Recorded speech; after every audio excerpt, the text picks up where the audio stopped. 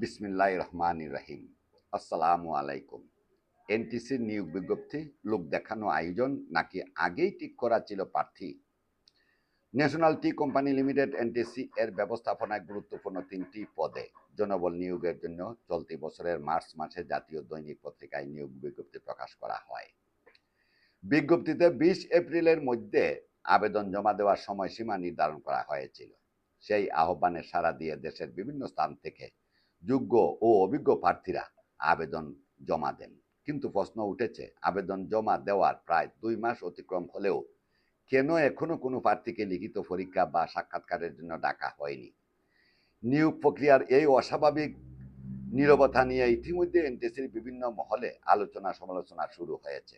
আবেদনকারীদের অনেকেই জানতে চাইছেন, নিয়োগ কার্যক্রম কি স্থগিত হয়ে গেছে, নাকি এর পেছনে অন্য কোনো কারণ রয়েছে? প্রকাশিত নিয়োগ বিজ্ঞপ্তি অনুযায়ী সচিব পদে আবেদনকারী স্নাতকোত্তর ডিগ্রির পাশাপাশি institute of chartered secretaries of Bangladesh ICSB এর সনদপ্রাপ্ত সদস্য হতে হবে। একই সঙ্গে স্বনামধন্য তালিকাভুক্ত লিস্টেড কোম্পানিতে সচিব হিসেবে কমপক্ষে ৫ বছরের কাজের অভিজ্ঞতা এবং কোম্পানি আইন, সিকিউরিটিজ আইন, শেয়ার ব্যবস্থাপনা ও সংশ্লিষ্ট বিধিবিধান সম্পর্কে বাস্তব অভিজ্ঞতা থাকা বাধ্যতামূলক বলে উল্লেখ করা হয়। কিন্তু প্রশ্ন উঠেছে, বর্তমান সচিব একে আজাদ চৌধুরীর এই যোগ্যতাগুলোর কতটুকু ধারণ করেন? অভিযোগ রয়েছে, তিনি চাকরি জীবনের শুরুতে দৈনিক মাত্র ৪০ টাকা ভাতার ভিত্তিতে এনটিসিতে যোগদান করেছিলেন। পরবর্তীতে ব্যবস্থাপনা পরিচালক এমডি জিয়াউল আহসানের ঘনিষ্ঠতার সুযোগে দাফে দাফে গুরুত্বপূর্ণ পদে আসীন হন এবং এক পর্যায়ে সচিবের দায়িত্ব লাভ করেন। সমালোচকদের দাবি, সচিব পদে নিয়োগের জন্য বর্তমানে যে যোগ্যতার শর্ত নির্ধারণ করা হয়েছে তার সঙ্গে আজাদ চৌধুরীর শিক্ষাগত যোগ্যতা ও পেশাগত যোগ্যতার সামঞ্জস্য খুঁজে পাওয়া কঠিন।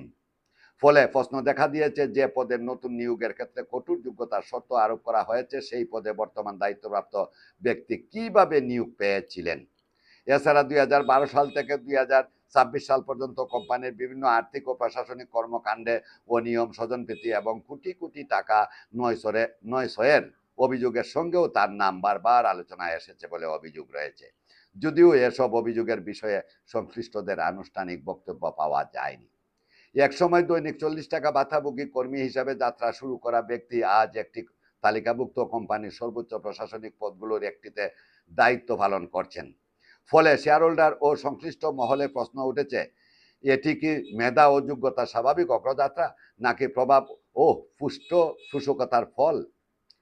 সিন্ডিকেটের দৌড়ঝাঁপ নিয়ে গুঞ্জন। এদিকে এনটিসির অভ্যন্তরে গড়ে ওঠা একটি প্রভাবশালী সিন্ডিকেটের কয়েকজন কর্মকর্তা নিয়োগ প্রক্রিয়া শুরু হওয়ার পর থেকেই বিভিন্ন পরিচালকের সঙ্গে নিয়মিত যোগাযোগ করছেন বলে অভিযোগ উঠেছে।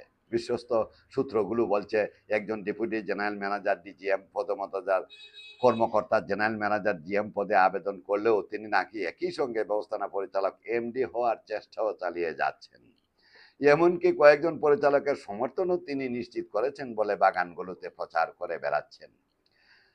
যদি এসব তথ্য সত্য হয়ে থাকে তাহলে প্রশ্ন উঠে, নিয়োগ বিজ্ঞপ্তি প্রকাশের আগেই কি কিছু পদে প্রার্থী নির্ধারণ করা হয়েছিল? সচিব পদ নিয়ে নতুন প্রশ্ন। সবচেয়ে বেশি আলোচনা হচ্ছে সচিব পদটি নিয়ে, কারণ দীর্ঘদিন ধরে বিভিন্ন অনিয়ম, বিতর্ক ও সমালোচনার মুখে থাকা বর্তমান সচিব একে আজাদ চৌধুরীকে ঘিরে নানা প্রশ্ন রয়েছে। অনেকের ধারণা, সচিব পদের নতুন নিয়োগের বিজ্ঞপ্তি প্রকাশ করা হলেও শেষ পর্যন্ত একই ব্যক্তিকে পুনরায় নিয়োগ দেওয়ার কোনো পরিকল্পনা ছিল কিনা সেটি এখন তদন্ত সাপেক্ষ বিষয়। যদি প্রকৃতপক্ষে কোনো নির্দিষ্ট ব্যক্তিকে নিয়োগ দেওয়ার উদ্দেশ্যে পুরো প্রক্রিয়া পরিচালিত হয়ে থাকে তাহলে শত আবেদনকারীর সময়, শ্রম এবং অর্থ ব্যয়ের দায় কে নেবে? আবেদনকারীদের প্রতি কি অবিচার হচ্ছে? চাকরি প্রার্থীরা বিজ্ঞপ্তি দেখে আবেদন করেছেন এই বিশ্বাসে যে একটি স্বচ্ছ, প্রতিযোগিতামূলক এবং মেধাভিত্তিক নিয়োগ প্রক্রিয়া অনুষ্ঠিত হবে, কিন্তু দীর্ঘ সময় পার হওয়ার পরও কোনো অগ্রগতি না থাকায় তাদের মধ্যে হতাশা বাড়ছে। চা বিশেষজ্ঞদের মতে, রাষ্ট্রীয় বা পাবলিক লিমিটেড প্রতিষ্ঠানের নিয়োগ প্রক্রিয়ায় স্বচ্ছতা নিশ্চিত করা না গেলে প্রতিষ্ঠানের প্রতি জনগণের আস্থা ক্ষতিগ্রস্ত হয়। পরিচালনা পর্ষদের কাছে প্রশ্ন, নিয়োগ বিজ্ঞপ্তির পর এখন পর্যন্ত কি কি কার্যক্রম সম্পন্ন হয়েছে? সাক্ষাৎকার গ্রহণে বিলম্বের কারণ কি? শর্ট লিস্ট করা প্রার্থীদের তালিকা কি প্রস্তুত হয়েছে? নিয়োগ প্রক্রিয়ায় কোনো ধরনের প্রভাব বা তদবির কাজ করছে কিনা? সচিব ও এমডি পদে আগেই কোনো প্রার্থীকে পছন্দ করা হয়েছিল কি? এসব প্রশ্নের স্পষ্ট উত্তর এখন সময়ের দাবি। এনটিসি বর্তমানে আর্থিক সংকট, প্রশাসনিক দুর্বলতা এবং নানা অভিযোগের কারণে এমনিতেই আলোচনায় রয়েছে। এর মধ্যে নিয়োগ প্রক্রিয়া নিয়েও যদি অস্বচ্ছতা ও পক্ষপাতিত্বের অভিযোগ উঠে, তাহলে প্রতিষ্ঠানটির ভাবমূর্তি আরও ক্ষতিগ্রস্ত হবে। শেয়ার হোল্ডার, কর্মকর্তা কর্মচারী এবং সাধারণ বিনিয়োগকারীরা এখন জানতে চান, এই নিয়োগ কি সত্যি মেধা ও যোগ্যতার ভিত্তিতে হবে, নাকি সবকিছুই ছিল পূর্ব নির্ধারিত একটি আনুষ্ঠানিকতা?